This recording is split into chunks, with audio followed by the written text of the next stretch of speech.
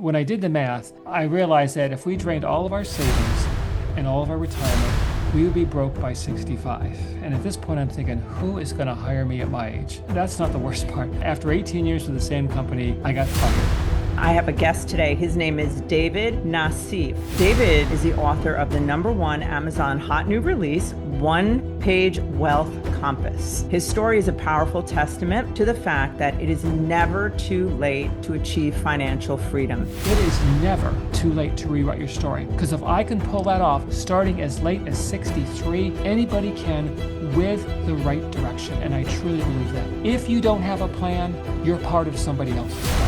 I looked at my wealth building as a sacred obligation to my family. It wasn't to show off people or to impress anybody. More people who learn this can turn so much around. Let me tell you what I have found one of the biggest financial mistakes people make. What it is people are paying.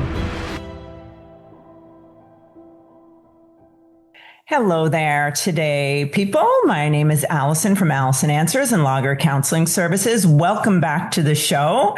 I have a guest today. His name is David Nassief. If I have mispronounced the name, I am putting a disclaimer in right now. I'm sorry.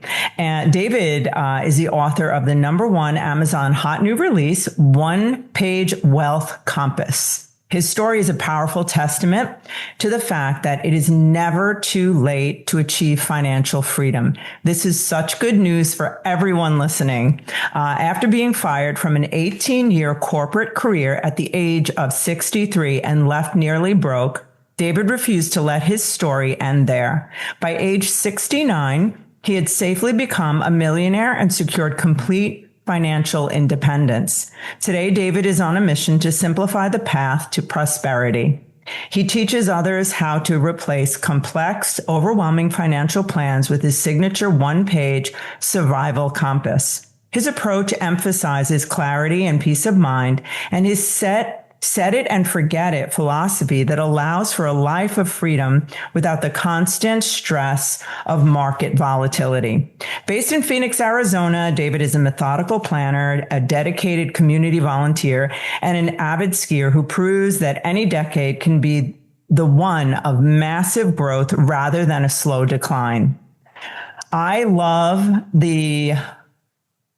what we're about to see with this new guest. And the reason that I love it so much is that I think that so many people get to a certain point in life, or it doesn't even matter the age, where they cannot forecast or see ahead that financial independence or security or wealth is a possibility for them. And I think we've lost our value in really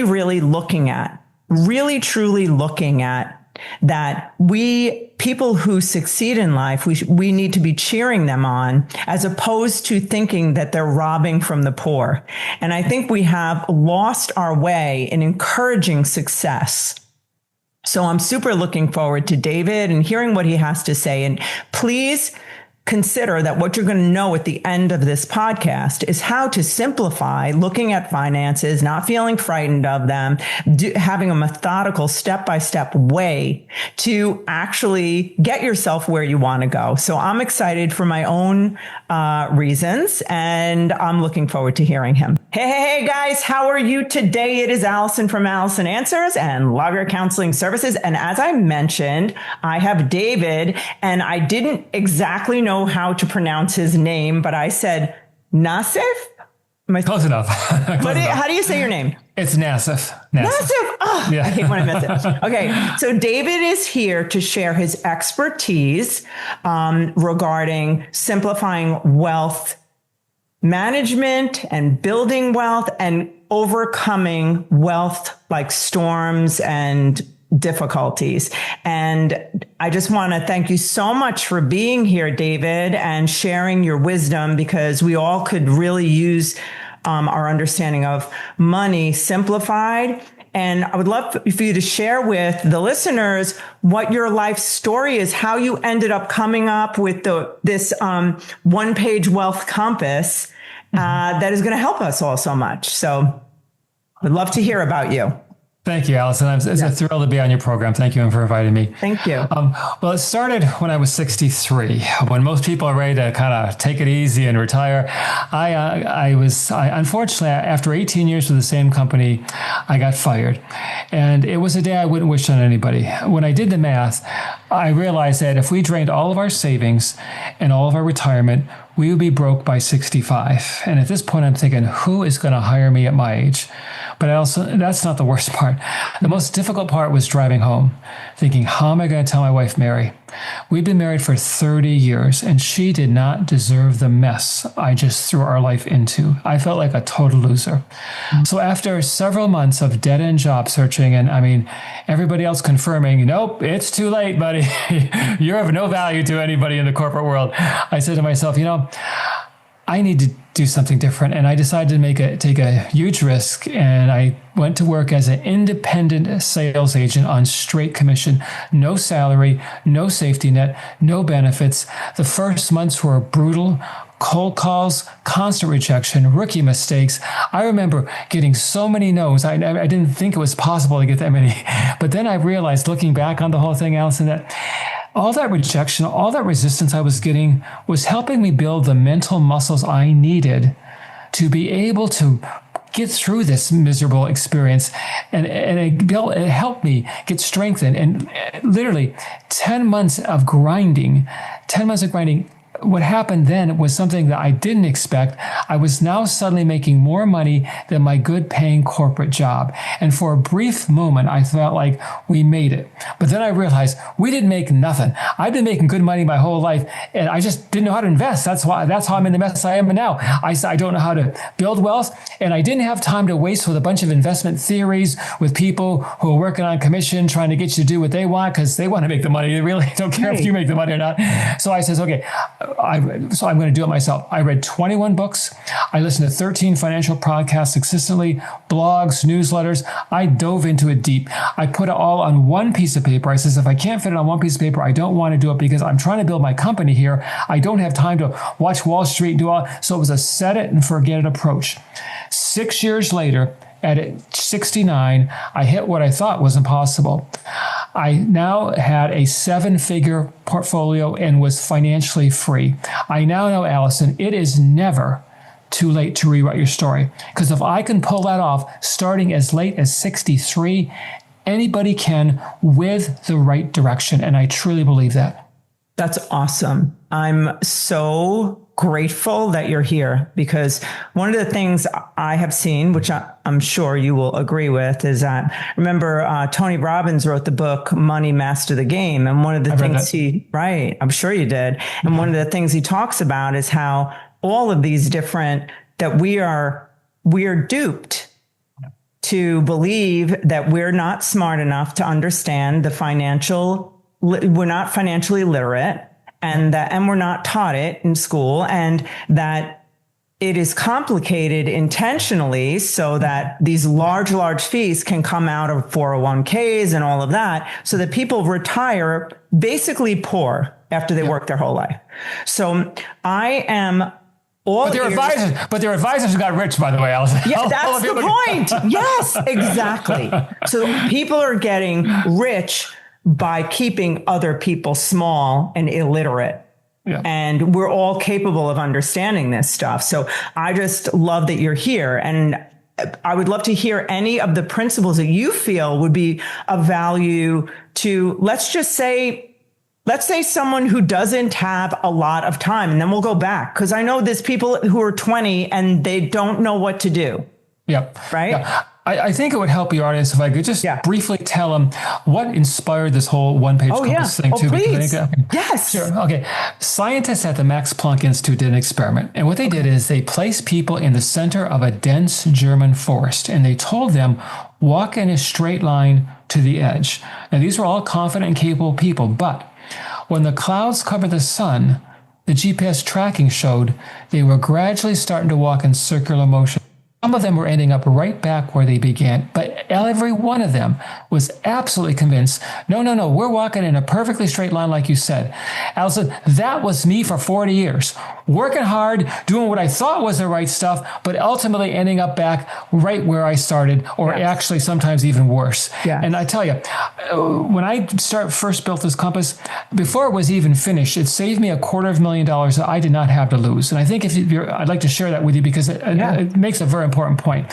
I was 64 now at this point. I was so desperate to catch up. I was making good money now, but I didn't know where to put it. I didn't know how to do it. I was like almost paralyzed, And so I went to a fiduciary advisor who I was referred to, and she recommended something she said was amazing: a LIRP, a life insurance retirement plan, long-term interest, long-term care, life insurance, and excellent investing and all that kind of thing. They says, and so she told me that some members of Congress invested in it. When she said that, Alison, I thought, okay, well then that must be a pretty good thing. Maybe it's an insider thing I didn't know about, And so then she said something that was so interesting. She goes, David, if you invest in this with me, I'll waive my quarterly advisor fees. So I'm thinking to myself, wait a minute. If she's willing to waive her quarterly advisor fees, how much money is she making off this? See, what was in my compass, even though it wasn't finished yet, is something called Follow the Money. And it tells me to understand how people are getting paid that are giving me financial advice. So when I went home, I did some research. I found out these products pay salesmen and advisors tremendous commissions. Wow. They have sky-high fees for the client, and they have very poor returns. Alison, this was the exact opposite of what I told this, quote, fiduciary advisor I needed. Wow. And what it did is it exposed to me that she was about to make a fortune, and I was about to be back walking in financial circles. Wow. And so I said to myself, this is not going to work. And so I kept working on my compass. I said, I have to do this on my own, because no one's going to help David Nassief at now 64. They don't even care about him. All they care about is their own pocketbooks. And that money, what I was able to do is protect my money so it could work for me and not work for somebody else. Here's what I figured out, Alison, and after all this. If you don't have a plan, you're part of somebody else's plan. Yes. For 40 years, I was part of somebody else's plan. And where did it leave me? On the cliff, on the edge of financial ruin. That's where it left me. We have to, unfortunately, a good thing, we have to wake up. We have to say, no one cares more about your future and your finances than you do. Nobody. I mean, nobody. That's right. I really believe that too. I love that. Yeah. Yes. Now, let me tell you, because I think you want some more specifics. I want to hear everything. I don't even want to ask a question. Okay, no, you can ask questions. I'm all ears. Okay, but let me tell you, a lot of people say, I tell people in the book, I doubled my portfolio 3 times in a 6-year period, which is extremely unusual. I mean, that is not normal. That's very aggressively successful. But let me tell you, I wasn't day trading. I wasn't chasing crypto. I wasn't trying to time the market. I was doing something so boring, Alison, it would put you to sleep. I came up with, after research, finding an investment approach that was, the crazy part of it is, Alison, when the market was down, I was thrilled. When other people were panicking and selling, I was buying more shares at discount prices. My only regret was the market wasn't down more during that 6-year period. Because I'd have bought it more. But here's what really surprised me was the math. There's a thing called the rule of 72. And what it says is, if you have getting a 10% return on your money will double every 7.2 years, or roughly every 86 months. Alison, after I built my compass, my first double occurred in just 30 months. My second one, only 13 months. My third one, 29 months, for an average of 24 months per double, which is way less than half the 86 months time frame. The secret was not returns, though. I was doing 3 simple things. 1, I was investing a good portion of my income. I said, I have to catch up here. Okay. Number 2, I was getting in the right kind of investments. And what they are, Alison, is they're low-cost index funds. They're totally, I only own 2 funds. I want to keep it really simple for everybody and for me. That's why I do it. I only have 2 funds. One is I own every publicly traded stock in the United States in one simple fund. And then I have another fund. I own every publicly traded stock outside the United States. So I literally own every publicly traded stock on the planet. For me to go broke, Alison, the entire economic world system would have to collapse. And the probability of that is pretty simple. I am so diversified, so safe. Because it sounds like, oh, you doubled your portfolio 3 times next year. You must have gotten some really risky stuff. No, I did the opposite of that. I got in the most stable, consistent things that you could. And the last thing is, I made the market volatility work for me instead of against me. So many people buy high and sell low, which is the opposite of what you want to do. I got out of that thing, and I was able to build my wealth twice as fast with half the risk compared to how so many people are doing it, compared to how I was doing it for 40 years. Yeah. And that is really the key. It's not taking on more risk. It's doing it more strategically and actually safer, not more risk. Yeah. Mm-hmm. Okay. I'm listening. You mentioned, I think Tony Robbins, you said something like that. Yeah. You know, a lot of people are being taken advantage of. They don't even realize they're being taken advantage of. And that's one thing he's in the books. Let me tell you what I have found is one of the biggest financial mistakes people make, whether you're 25 or 65 or any other age you pick the deal. What it is people are paying tiny termite-sized fees that are quietly inflicting termite-like destruction on their portfolios. And let me explain what I'm talking about. You got 2 people, A and B, both 25, say both got out of school or whatever they went to, and they both are going to start their careers, and they're going to work till they're age 65. They both decide to put $1,000 a month in investments or in their savings, things like that. Person A gets a low-cost index fund with a 0.03% annual management fee. Person B goes the more traditional route and gets an advisor who charges a full 1%, which is standard, and they put him in an active fund with a 5.75 upfront load and a 0.66% ongoing management fee, which is not uncommon at all. Now, fast forward 40 years, assuming normal historical market returns, the exact same contributions, person A has a $8.5 million portfolio. Person B has a $4.2 million portfolio. Same market returns, same contributions. The only difference is the fees. Quietly eating away at the portfolio little by little. And this is assuming, Alison, they never got a raise. If we assume they got normal raises, that 4.3 difference would be even bigger than that. But here's the tragedy that people don't realize. Person B probably feels like he got excellent service. Yeah. I mean, he likes his advisor. They went golfing one day. He's just a nice guy. We all talk about baseball, whatever it is. Okay, little did he realize he did the equivalent of funding someone else's retirement with half of his own money. Yep. I am not saying I'm against advisors, but what I am against are products that enrich Wall Street at the expense of their clients' portfolios. And I'm going to say something embarrassing right now to you, Alison. For 40 years, I never questioned fees. I thought those are just the rules of the game. That's just how it works. Okay. I now understand the rules we don't question can cost us the most. In person B's case, it was a $4.3 million mistake. And that's something. And he probably never realized it happened. Yeah. Never realized it. But his advisor put his kids through Ivy League schools. They got a summer place, vacation home, and all these things. And this guy's just scraping by trying to, do what's right. It's his money. Right. It's his money. That's what's really tough. Oh my gosh. What is someone like you? So like when you were 63 and you did this for 6 years, right? You were saying that you contributed a large amount. Yeah, I did. Right? Yeah. Right. So do you mind? Like, what does that look like for somebody? Well, I was putting, let me just say one thing. Yeah, sure. My compass, which we'll talk about later, my wealth compass, it works in other areas of your life. And one of the same principle that will build your wealth can also generate more income for you. I use the same compass principle to build my sales agency. And I started, Alison, after 10 months, I was making as much money as my good paying corporate job, which was a 6-figure income. Well, a year later, I was making double. A year later, I was making triple. And because I was using the compass, not now for wealth building, but for income generation. And it works the same in both places. And when you triple your income, Alison, now suddenly you can contribute 50% of your income into investments and still live a very comfortable. I mean, I wasn't living like a monk, I promise you. We were living a very comfortable life, actually better than we had before because we had the additional income. Now, I'm not saying you have to 4x your money. This can be done.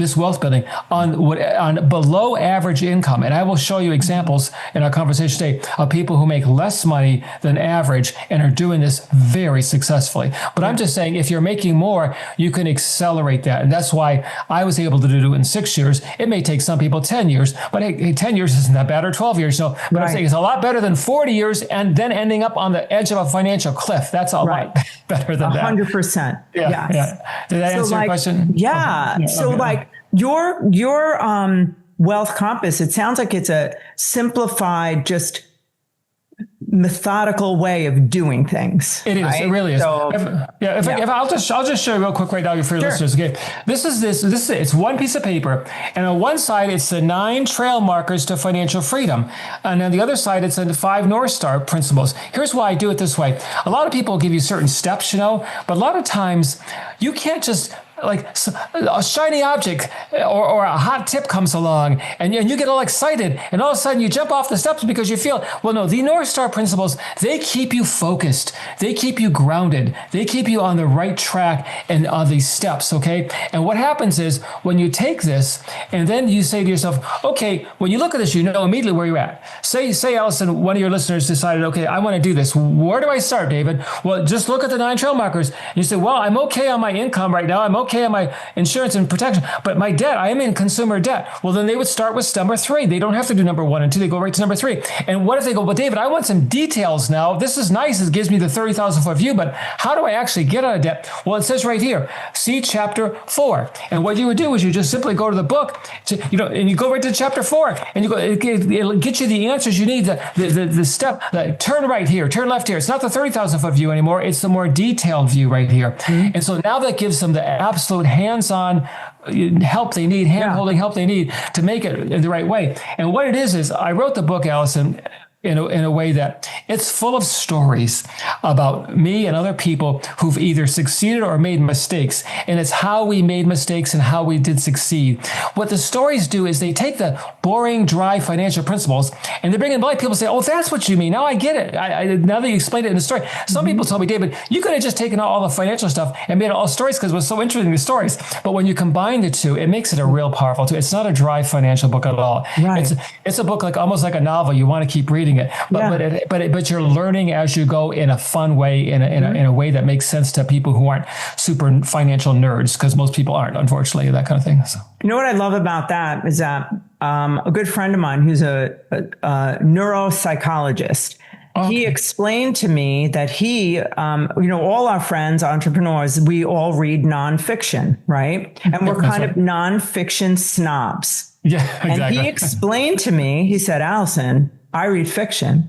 I'm like, really? And he's a genius and he's successful. And he's like, and what I do is I look for this story that is going to describe, it's going to be a hero ending, and and he describes it neurologically what that does. It's the same thing as when you visualize an experience and then it becomes your own. It's imprinted on you. Yep. Yeah. And I didn't know it. Right? Yeah. I didn't know your friend, but that's exactly what this book is like. I mean, it gives you stories. So the principles, the dry financial principles make sense. And you go, that's what they meant. I've heard that so much, but I didn't really know well, now I get it. And I show you both. I show you people who did it wrong, because you got to see that piece too, and people who did it right. So because people need to see both, because if you just hear what right, then you go to do it wrong. You go, well, this probably isn't wrong. Well, no, it was wrong because he explained it right in the book. Let me ask you a question about debt. Okay. So when you describe that, like what I think of, because then there's like I own properties, right? Yeah, that's different. Properties, a few, and I'm buying another one. But the property, there's debt on the property, but there's also equity. Yeah. So when you say being out of debt, is step 3 that you get out of even that type of debt, or you're just talking about like the debt, like credit card or any of that other stuff? Is that what you mean? I'm talking about consumer debt. Okay, things that aren't generating a return for you, that aren't generating any equity build up for you. I'm talking about, like you say, credit cards, student loan debt, car debt, personal loan debt, all that kind of thing, where you have no asset that you're building that's not generating you any income. you're Does nothing. actually, you're making other people rich instead of yourself. With real estate, you're making yourself rich. Okay, there's a logic to that. But when you're taking consumers debt, all you're doing is making other people rich. And if you get out of that debt, you suddenly can turn all that money you were paying to make other people rich and start making yourself rich. And that's a really key thing to start out fairly early in the steps. That's why it's step to number 3. Can we address something? I want to hear you because I feel like you have such good energy. And I belong to this thing with Andy Frisella. A lot of people know who he is, but he's close to a billionaire. Uber, crazy successful, but so down to earth. But he is in the movement, and I'm involved in this movement, where he believes that people who are succeeding need to show that they are succeeding, but not like a baller on social media, like here's my car and I really am in debt and dying. But he feels like there's no role models currently right now in our society that applauds when someone does well in life, that there's more naysayers who are like criticizing people who are doing well in life as opposed to valuing it. Like a long time ago, it used to be like, wow, this is great. Like, the TV show Dallas, it was like people creating wealth, right? And now it's like, well, they're probably a bad person, this whole, and it's really like a societal ill, like a poverty mindset. Like the only reason, like you're not doing well, you should be feeding the homeless, but the people who are doing well are generating wealth to be able to help, do massive feeding of people who are struggling. So it's like, I was just curious, like, I feel like part of this conversation here is also to model that it's really, really good to seek to create money and wealth because money is as good as it does, and it's as bad as it does, right? So why not, like, instead of being like turned off to it, like valuing the idea of creating a fortune. Yeah. So I'd love to hear what you have to say about it. I'm going to be really transparent here and kind of probably embarrass myself here, but do it. Alison, there was a reason I believe the Lord had different plans for me and waited till I was 63. When I was 43 or 33 or maybe even 53, I was a lot into that. Looking the part, looking the corporate success thing, care what other people think about. And when I hit the wall at 63 and lost it all, I suppose I don't have the luxury of caring what other people think of me. I don't have the luxury of caring what I look like, what car I drive or how expensive our home is.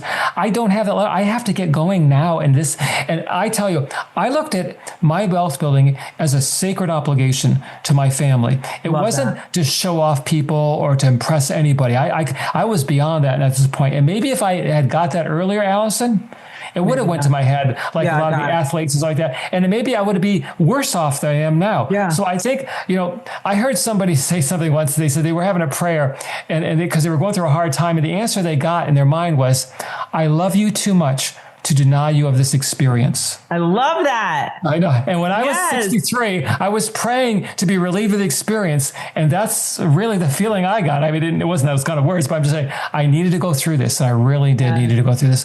So I think when you reach a certain level of maturity or whatever, I don't mean age maturity. It has nothing to do with age. Okay. I know 20-some-year-olds who are humbler than I was when I was 50-something-year-old. So, but I'm just saying when you read it, then you're ready to build wealth. Then you're ready to keep the wealth that you build. And then you're willing to share we are giving more now. And I'm not saying this to brag, please. We're just giving more now to causes that we believe in than we ever gave in our life. Yes. We're not squandering this money. We're sharing the money. We're in a thoughtful, intelligent way, not just throwing it around to everybody, that kind of thing. And I think and we're getting more blessings. I am now making more money than I've ever made in my entire life.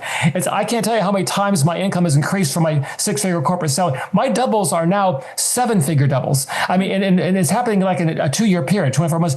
But I'm not saying this to impress anybody. I'm just saying this that with the right plan, you can do this. And if you have your emotions in check, that's why I have the 5 North Star principles here. If you have your emotions in check, you can keep doing it and keep building it and not get derailed like so many other people. Let me give you an example because I think this is important to understand. Professional athletes, okay, NBA players, they make on average over $10 million per year. I didn't say $10 million in their career. I'm saying per year. Yeah. And yet 60% of them after 5 years of retirement are broke, according to the Netflix documentary Broke. And the NFL is even worse. NFL, after 2 years of retirement, 78% of them are either bankrupt or in serious financial stress. That's according to Sports Illustrated. Now compare that to Dale Schroeder, a basketball-loving carpenter who earned a modest, below-average income his entire life, but he chose to live below his means and invest the difference. He ended up with a $3 million portfolio. That's more than most NBA and NFL players have at their retirement, after their retirement, and they made the $10 million a year. That's what I'm saying. There's a different skill set. Building wealth and earning income, making money, is two different things. The basketball players, they are great at making money, and they flashed it around, and they were living the life, okay? Dale Schroeder, he wasn't that great at making money, to be honest with you, but he was very good at building wealth. And that's what the wealth compass is. You know, I talk about I have a higher income, but that doesn't mean anything. This applies to people with below average income, average income, and above average income. It's just it's a principles are principles, and you just plug your numbers in, and it works. Tell us, so how does somebody build wealth? Well, the first thing, I love what you're saying, because the more people who learn this, like, I feel like this can turn so much around. Yep. Well, the first thing, Alison, is to have a plan. And that's why I did the one-page compass, because you got to have a plan. And then you got to say, okay, where am I at now? And different listeners of yours and different people in life are going to be at different places. That's why I have 9 steps here, because some people are going to be on step 1, which is making money. They maybe they're like me. They were unemployed and they didn't have a job or whatever. Other people are going to know my money's okay. I'm making decent money. And you don't have to make huge money, just make decent money. But I need to have, look at the 3%. You've heard of this. I'm sure you've heard of maybe people say, before you start getting out of debt, the first thing you want to do is get like a baby emergency fund or a small emergency fund. These little things happen, okay? And a lot of people have a fixed number. They have like $1,000 or $1,200 or $500, whatever. I say that doesn't make sense to me, because somebody who makes $50,000 a year and somebody who makes $500,000 a year, they have different levels of emergencies, even the small ones. Okay? They're very different. And so I say, yes, it should be a modest, but I say make it 3% of your total annual income. This way, it adjusts to your area of life. If you're living in a 7,000 square foot home or a 1,000 square foot home with an air conditioning unit on the window, that's a different kind of emergency level that you're going to need. And so that's the first thing is I questioned everything that the guru's been saying for years. I did the math, and that's what you got to do. So let's just say the person is, okay, so maybe they're out there, or maybe they're on the debt situation, or maybe they're ready to start wealth accumulation. Let me tell you this. This is another thing they tell you. And this is wrong. I'm going to tell you, it's going to cost $500,000 people listen to this. Here's what the gurus say. So many of them, not 100%, but 99% of them. They say, first, once you get out of debt, first get a full emergency fund, 3 to 6 months of your income, okay? Then start building your wealth. Then put 15% or 10% or 12% away for investments, okay? I did the math on that, and here's the problem with that advice. How long do you think it's going to take somebody to put 3 to 6 months of their income aside for emergency funds? Probably at least a year, a year. I mean, maybe a year and a half, but let's just say a year to make an easy number. Okay. So that means they're out of the market when they're early in life, like say 25 or whatever, for a whole year. Now, then they get their emergency fund in place, and then they start building wealth. Well, if you do the math and say, okay, take that 1 year of money they would have invested, and you fast forward now to 65 with normal market returns, historical averages, that came to $500,000 loss in opportunity because they waited a year to get out of the market. Here's what I found, and here's what my compass says, okay? Do them at the same time. You just got out of debt. You have now cash flow for the first time. Before you start spending it all and everything, do 2 things. 1, build your emergency fund. It may take a little bit longer, but not much longer. And then start putting your money away, the 10 to 15% or whatever is in investments. Now you're not waiting a year. And when you get to be 65, that extra $500,000, I don't care how wealthy or poor you are, that's going to be a good thing. I mean, that's not going to hurt anybody. Whereas if you follow traditional advice, you're going to be $500,000 out. And these are just things, Cal. So in the book, I talk about several of these things that are costing people in some cases, millions of dollars. Yeah. And they're so simple and they're so innocent and doesn't it sound good to you, Alison? Oh, no. First get your emergency fund before you start investing. Get that safety built up. Yeah. Then start. Well, that sounds so good, but it's wrong. Do it at the same time. Yes. Let me ask you this. So I agree. I love it. So now when it gets to the debt part, do they wait until the debt's cleared, or are they doing it all at once? No. That's why I have steps here. Do you really want to get the debt part? Because here's why you want to get the debt out of the way.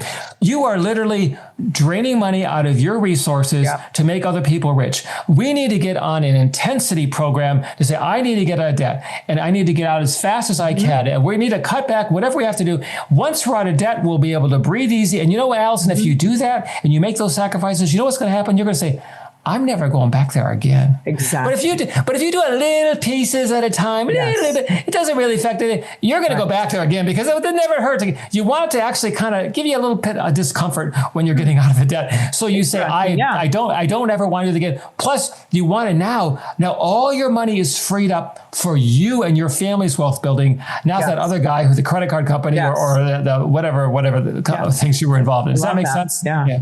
Okay. Yeah. And so then as you were saying, like 10 to 15% of their income that they're investing, right? In these index funds, right? Yes. The low cost index. How does somebody learn, or if they're just doing it, like they're independent investors, right? They're not doing it through someone else, because that's how I invest, just myself. Me too. And I have my daughter, the same thing, but she's 20, like start now, right? Yep.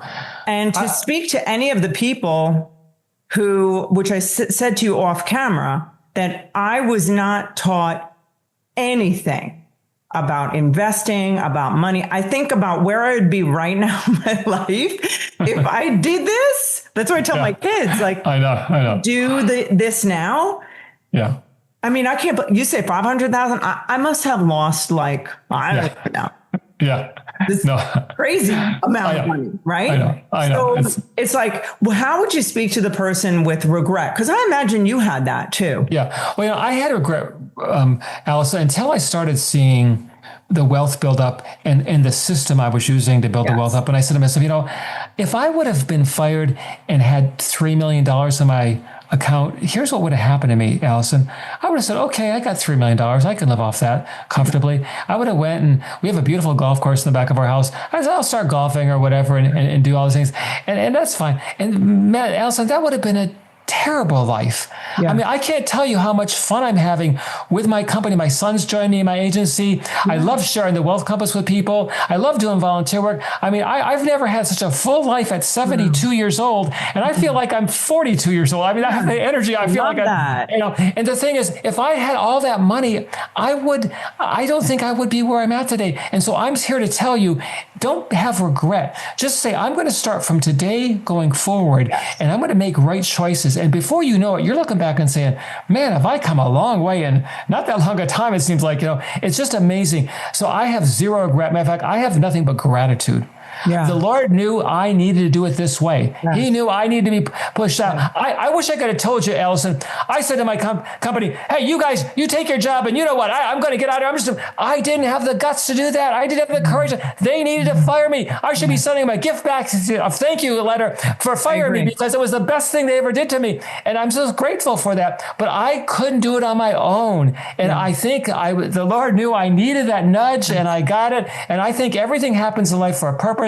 And you can either regret it or you can take advantage of it and have gratitude. And I have so much gratitude. I don't regret. Maybe I'd have another $10 million in the bank if I had done it when I was in my foot. But who cares? I've got all I need, and I got more than I need, and we're sharing as much as we can. So why worry about that? That's my thinking. I don't know. It's pretty crazy. You know what I love about your thinking too, and I feel like just any of the things that I build, whatever, it's the incremental, small little steps that you just see them compound, right? Yep. And like what was built in you as a man that God allowed, for you to struggle through, right? The refining fire, like for you to become like the self-esteem, probably the confidence, it's different than the other thing we're talking about, ego.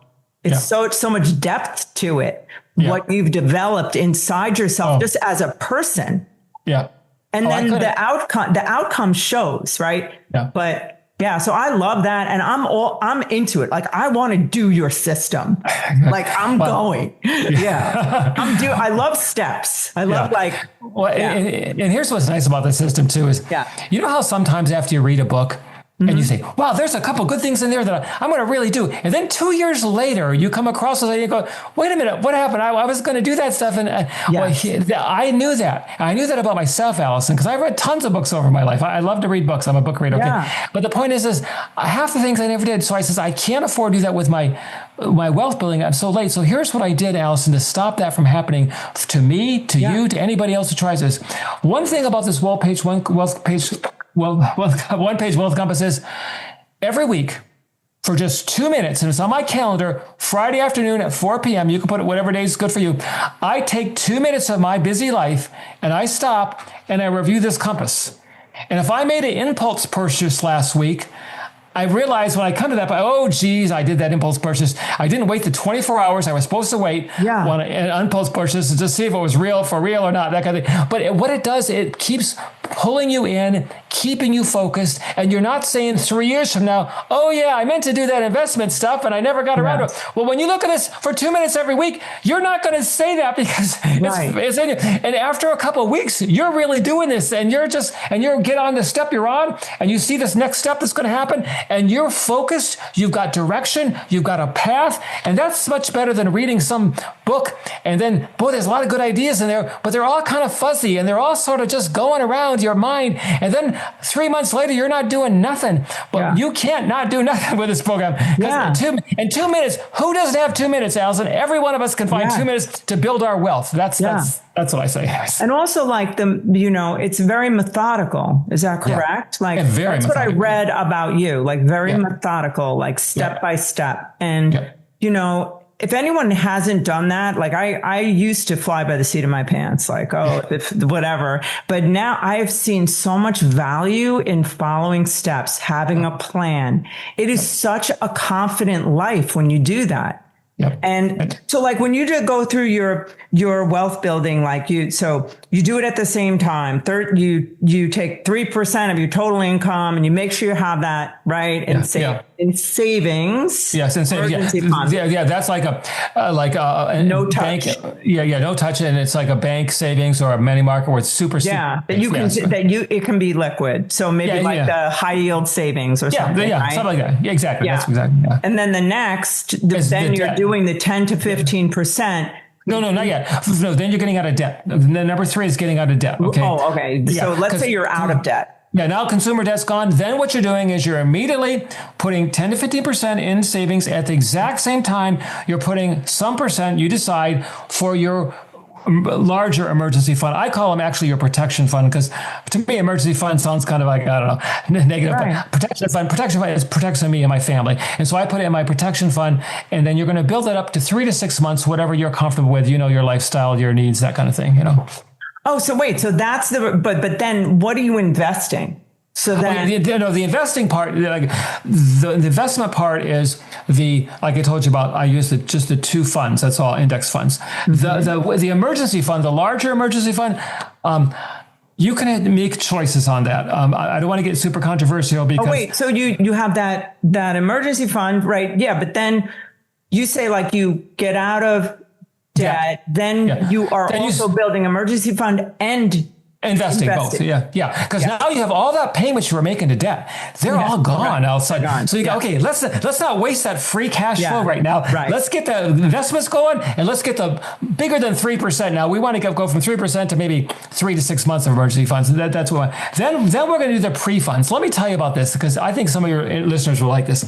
After I started making good money, things were going well for us. But I remember one October, all of a sudden my property tax came due, my car insurance came due, a dental bill that we knew about was going to come due for a while, but it came due. And all these things came due at once, and they were not small things, okay? And I had to maneuver money and move money around. We had the money, but it just wasn't, it was when they all hit together, it's kind of like, whoa, big shock to the system. And so it took some time for me, but I maneuvered the money. It was kind of a pain. But then Christmas comes 2 months later, and it's the same dang thing. All of a sudden, we're buying things, and we adopted 2 families to do kind of a Secret Santa thing for them. And all this money, and it's the same thing I had in October. And so I says, no more. I'm going to do what I call a pre-fund. And so in January, I said, how much money are we going to need for Christmas? And so we figured out the amount. How much money am I going to need for my property tax? How much money am I going to need for my car insurance? How much money am I going to need for home insurance? And we figured out these are all non-monthly bills, because monthly bills are easy. You just pay your electric bill every month, the same thing. But these are different. And what I did is I divided it by 12. And every month when I got paid, I put that X dollar amount into what I call a pre-fund, okay? And it goes in the bank, a safe thing. Right. And then guess what happened the next year when my property tax came due in my car? I just transferred the funds.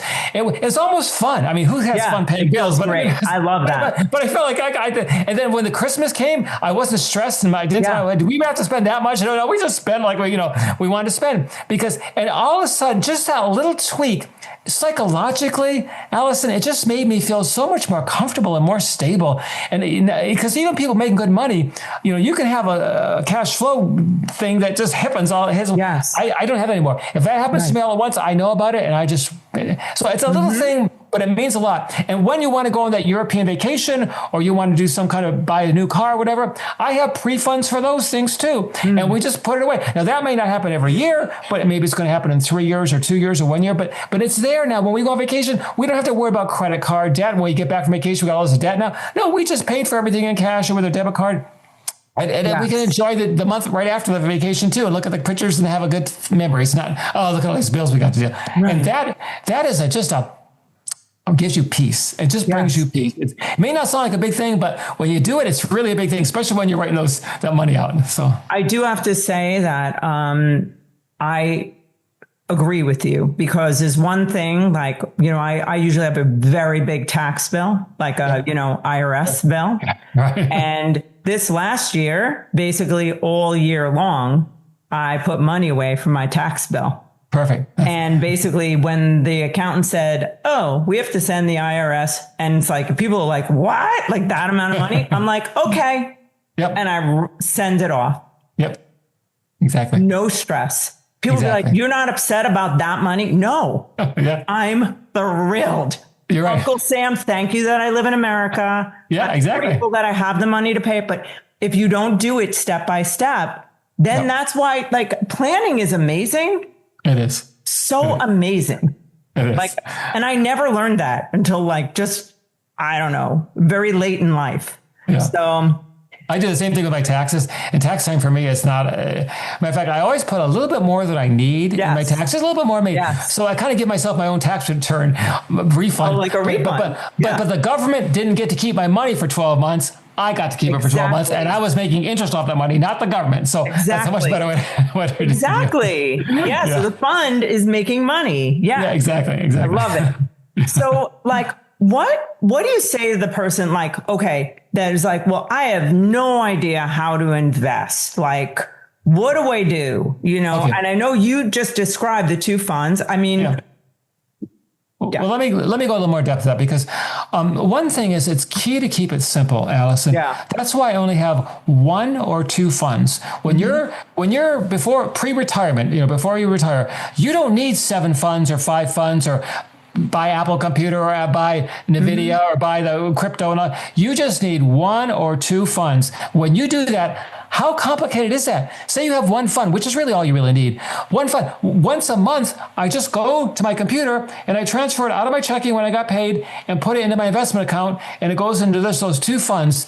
That's all it takes. Some people can automate it. I can't automate it because my income is different every month, okay? But if you have the same income every month, you can automate that, and then it just comes out of your account before You have a chance to spend it. And that's what I do with all my bills too. I never write a check for a single bill. Matter of fact, I burnt my checkbook. I really did, because I've heard so much about kiting checks or whatever, but whatever. I don't have any checks. Everything is paid online, on computer, super safe. And I have no bill paying month. I have nothing, no investment. Oh, what am I going to do investments? And I don't need to spend $20,000, $30,000 on an advisor who's charging me 1% and gets fees off the stuff when I could do it for free. I'm doing it for free. And it's taking me, who doesn't have 3 minutes a month to make that transfer? And if you can set it up automatically, you do it one time and it's set, forget it. Right. I used to play with my investments. I used to switch them around. There's tax consequences that are negative when you do that, Alison. There's fee consequences that are negative when you do it. I set it and forget it. I put it in there and I don't touch it until I retire, which I don't think I'll ever going to retire because I'm having too much fun working. But if I ever did retire, I would take it out. So that's it. And so it's so much easier doing it that way. You don't need to pay somebody 1%. I know 1% sounds a little bit, but that example I gave, it shows you how much that 1% does add up. Everything. Yeah. Let me ask this. So there are definitely people on here who do not know what it means when you say invest in 1 to 2 funds, right? So can you explain that? Because it's, I mean, it's. I didn't know that either until I started my Compass. I didn't know any of this. So please don't feel embarrassed to anybody who doesn't know what I'm talking about. So let me explain where there are things called index funds. And what they do is they buy the entire market. Okay. Instead of buying like a couple stock, you are so diversified. I believe in buying either the S&P 500, which is the 500 most successful companies in the country and probably on the planet. And I also believe in buying the entire market completely. Okay. Which is not only the S&P 500, but it's everything. Okay. My fund is called VTI, and basically it's a Vanguard. I use Vanguard. Okay. But don't listen to me. Let me hear you. Sorry. Okay. VTI, go ahead. That is every publicly traded stock in the United States. It doesn't have to be that one. Schwab has their own. Other people have their own that are low cost, like 3%, that kind of thing. I'm not promoting Vanguard, but it's a very good fund. I like it a lot. Okay. And then that's all you really need. You don't need a second one. I have a second one because I just like thinking I own every stock on the planet and the whole planet would have to collapse for me to go out of, be broke. So how would you tell them to have an index fund that's worldwide? Okay, basically then you would then go to, I have VXUS, I'll give you these exact ones I'm using. That means every company outside of the US, that's why it's XUS, okay, VXUS. Every company outside of the I own. When you combine those two, it's every company on the planet. I'm not saying you have to do that, Alison. I'm comfortable completely if someone says, David, I just want the S&P 500, or I just want every stock in the United States. Because you know why? A lot of the US companies, they own a lot of international operations. So really, when you own all the US or the Fortune 500, you really own international too. So I'm saying for somebody who just says, I want the super simple version, David. I want that like dummy down version. Just get the one. Get the one. That's fine. You'll be fine with it. How hard is it to transfer it from your checking account or set up an automatic transfer every month to your investment account and goes in there and just forget the whole thing? That's what I would do. That is simple. You don't need 3 or 4. That's when it starts getting complicated, especially if you have a life to live, you have kids, you have a spouse, you have a job. Who needs to sit on their computer for hours studying? I don't need to do that stuff, and that's why I found a set it and forget it approach is better. Suppose like someone like me that never knew anything, and now I'm listening to this podcast. I know I sat down with my daughter. We opened a fund she's young, $20 a week, whatever it is. That's okay. That's perfect. But this is the thing, like someone listening who's like, where do I go? How do I open a fund? Like what, like you're saying S&P 500 and Vanguard. I love Vanguard, Schwab, but how would you explain that to them? Okay.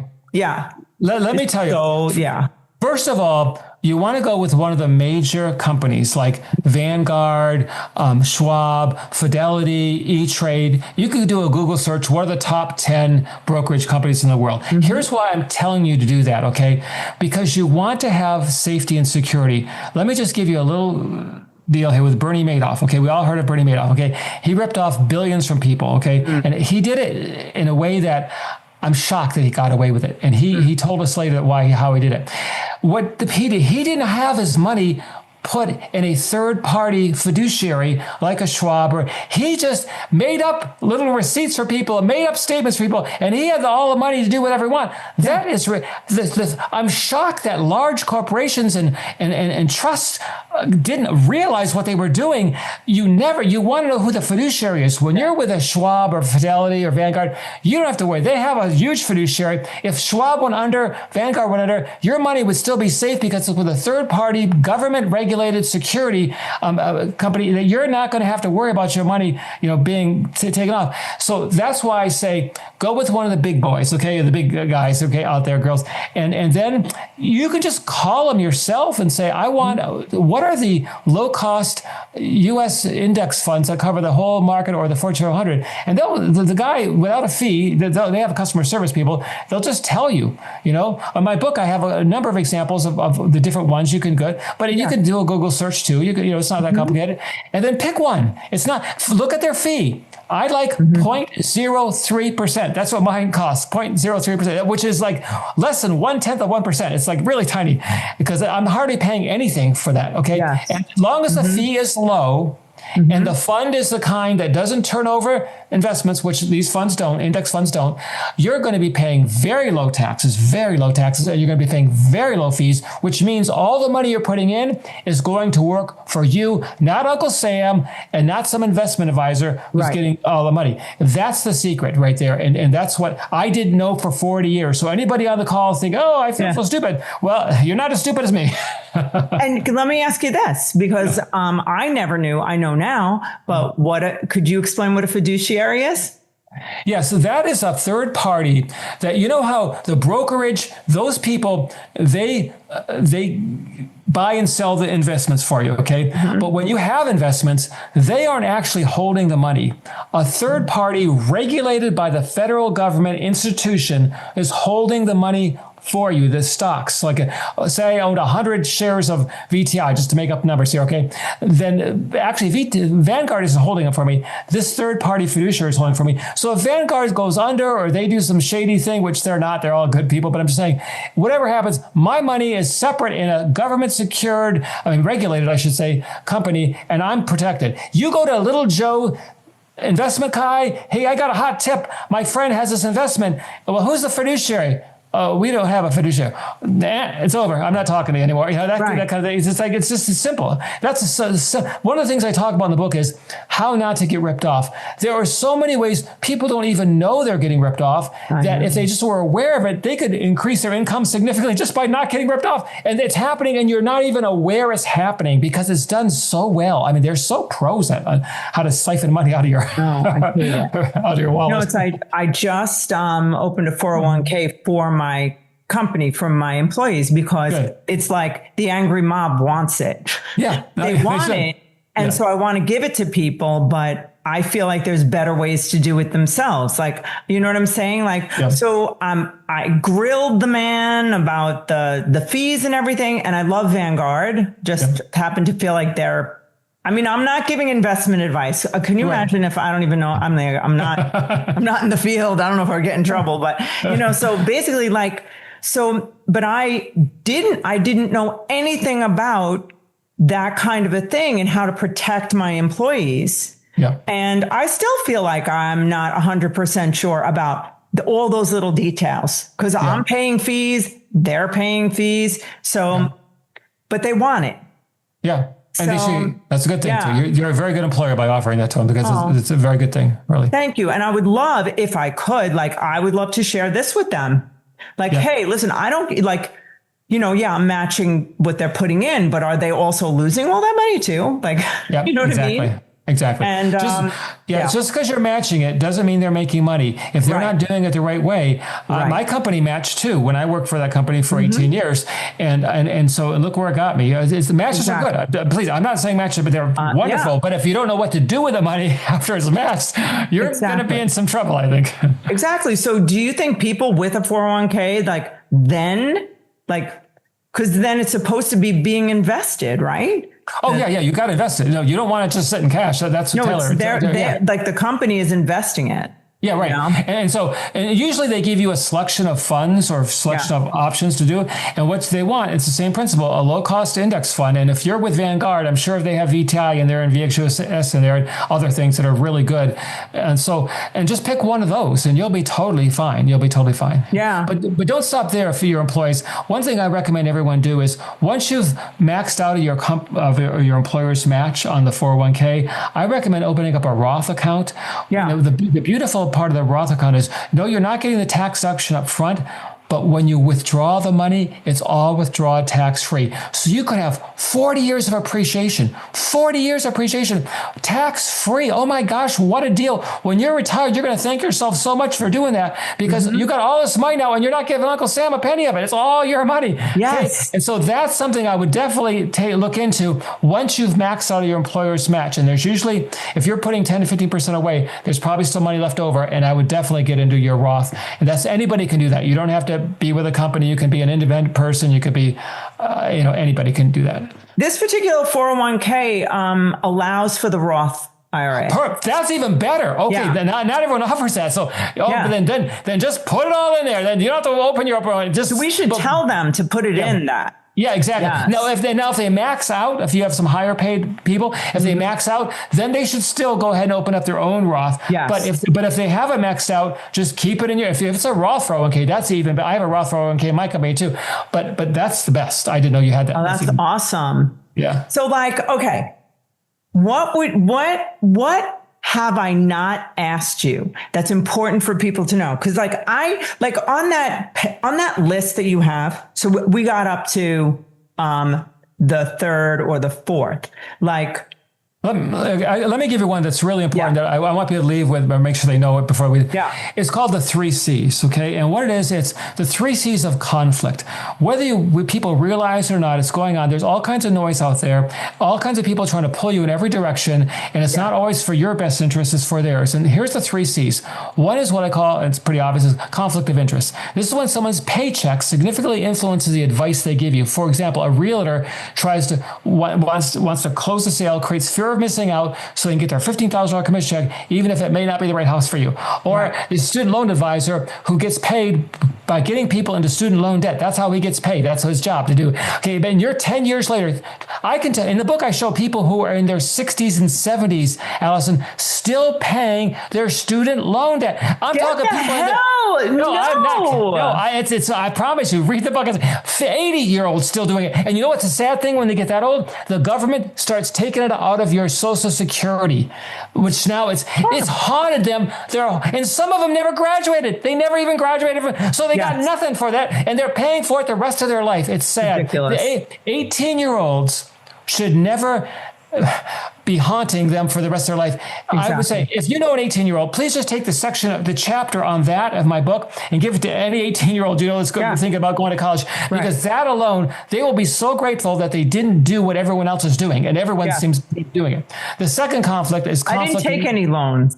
Oh, good. So they did not. So that's good. Oh, good. You're smart. Very smart. The second conflict is conflict of information gap. Let me give you a non-financial example, just so you understand these principles are not just money, they're just in general.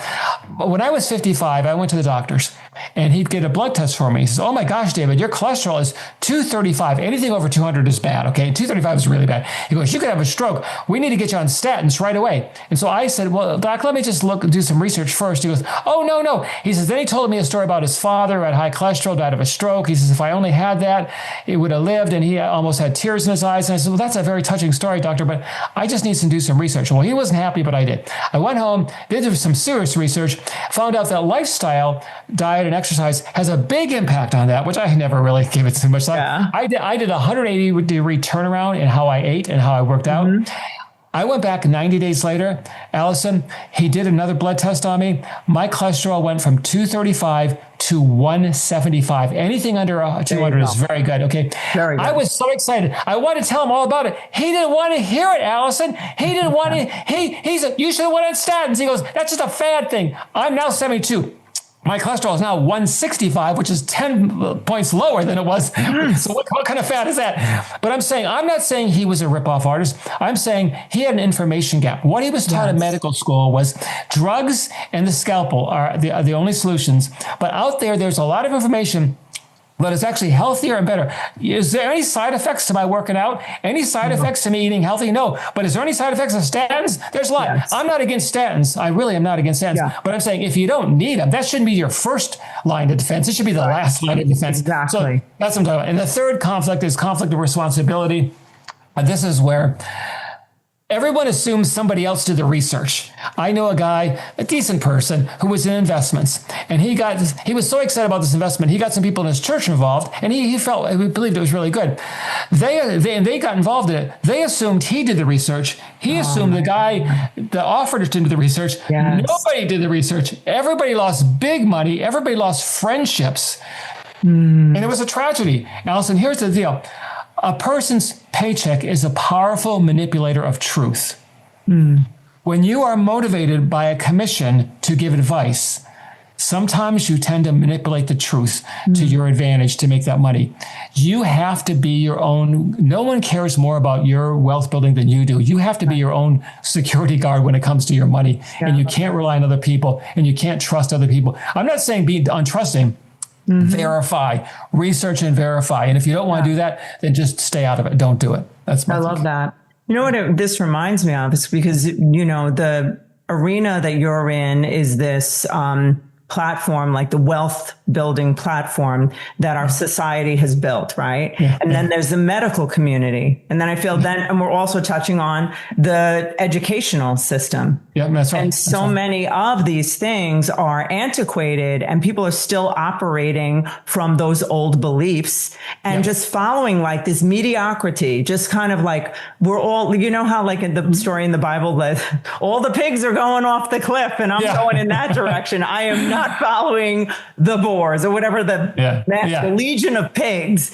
And it's like, that's what, if we just if we follow the masses, the masses look at how the masses are doing.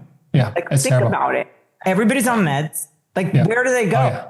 Yeah. They have all this debt. They retire unhappy. They live with people they don't want to live with. Like, there's so many things that you just don't want to follow. No, I want to follow the 1%. I want to follow what you're doing. I want to follow what actually works.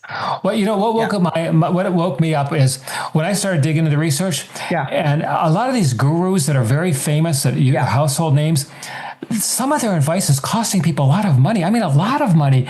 And I thought, boy, these are trusting people that we all love and heard of and all that kind of thing. You just can't give that responsibility to somebody else. I did all the math. I did all the research. I says, they're stuck in the 70s, some of these people. They're stuck in the 80s, some of these people. They're not, you got to, today is different than it was back then. And you got to change with the times.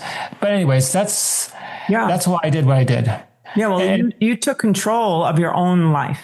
Yeah. Like you're the master of your fate, right? Yep. So it's which I love. So tell me like how, first of all, how people can find you, what they should do, like to get your book, to follow your plan, all of it. First of all, the best way to do it is to go to my website, which is onepagewealthcompass.com. And I'll give you the information to put in your footnotes. Show notes. And then just go to onepagewealthcompass.com. The first thing you're going to see is a free one-page download of the PDF of this actual wealth compass that I use, the secret sauce given to you for free, no cost or obligation. But then you're also going to get a free newsletter. So you'll get ongoing tips and encouragement and kind of a virtual coach type thing to help you along the way. If you like the compass and you want to go a little deeper in the thing and really make some difference, then get the book. It's on Amazon. It's not expensive at all. There's a link on my site, or you can go directly to Amazon and get One Page Wealth Compass, and then just read it. I promise you, a number of people say once you start reading that first, second, or third chapter, it's going to be hard to put the book down because there are stories that are so interesting. They're about human life, and they're just about and the mistakes and successes, and it's just it's almost like a storybook, but it's a financial book too. It really is. And then just start reading it. And just reading it. And then when you use that companion with this one-page compass, I mean, you've got laser focus. I dare then financial planners or financial people who aren't ethical to try to rip you off, because I mean, if you're following the system, it's pretty straightforward, and it'll open your eyes to things you thought, I never knew I could lose that kind of money with that simple thing. And it's just really simple. So just go to onepagewealthcompass.com. I'm not here to make money. I'm making more than I've ever made in my life. I'm just comfortable, but I just can't. I was in a storm, Alison, and someone handed me a lifeline, and it was the inspiration to make this compass. And the ultimate selfishness for me to do is just to keep it to myself. I want to share it with people to help them out too. I don't want anyone 63 or 53 or 43 standing on a financial cliff saying, my gosh, what my whole life is, coming apart here. No, there's no need for that. And there's just too much noise out there with conflicting information trying to pull you in different directions for their interest, not your interest. And I'm not here to badmouth other advisors. There's a lot of ethical, moral advisors out there, but I'm saying there's also a lot of them that aren't. Yeah. And you know what? It's like most people are on the fast track to working their whole lives to then not being paycheck to paycheck when later, most people. Right. Yeah. Oh, yeah. So, and I love this. So, just for everyone to know, in our show notes, we have all of this information that David has shared, like the, where to go, how to get the PDF. We'll have that all. And, is there anything that you wish I would have asked you that I did not? Yeah, this is one little thing I just like to share with you. Do it. Yeah, you've heard of a moral compass. Everyone's heard of a moral compass, okay? Well, I kind of took that the next step and made it more of a spiritual compass for myself. And I've also have a health compass for my health, like we talked about that briefly. I also have a wealth compass, and I have an income generating compass. And they're all based on the same format as this. And when you get the template to this, you can make compasses in other areas of your life, because you want to protect your health. You want to protect your income. You want to protect your spirit, I would think. Most people do. And why not? I mean, when I saw how well this worked in building wealth, I says, wow, why don't I use it in my other areas? And as I started using it, I thought, this is working great. And so when you're looking at the book, when you're looking at the compass, do it for wealth building, but then don't stop there and say, wait a minute, this is the next area of my life other than money that's caused me the most pain. And consider modeling the compass I'm sharing with you in a different area of your life. And I said, there's no reason we can't all live amazing lives and happy lives. Because I know a lot of people who make a ton of money and they have a miserable life. They're on their fourth marriage and their kids won't speak to them. And we don't want that. We want to have a great life in all areas, not just money. But money is really important too. It's critical, I think. That's awesome. Thank you.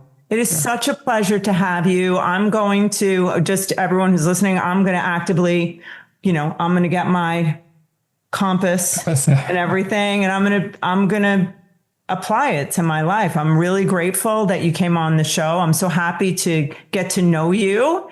And, and everybody who's listening, please like, share, comment, and if anything, or I'm sure most things that David is sharing, I'm sure someone who could really use it. So please share it with your younger people that but also anybody who's like later and just about to retire and is kind of like could use this. Like anybody across the ages, if you would share this, I'd really appreciate it, because I don't monetize my podcast either. We are really here to crush mediocrity and to stop, like what you're saying, all the noise, that the influence on people's lives that keep them running off the cliff. Like the rest of the pigs. I hate saying that because I don't mean like pigs like in a bad way. I love pigs. I know. But anyhow, we just don't want to go off the cliff. That's all. And this is why I do it. So bless you all. Thank you so much, David. It's such a pleasure to know you. Thank you, Alison. It's been a pleasure. Thank you.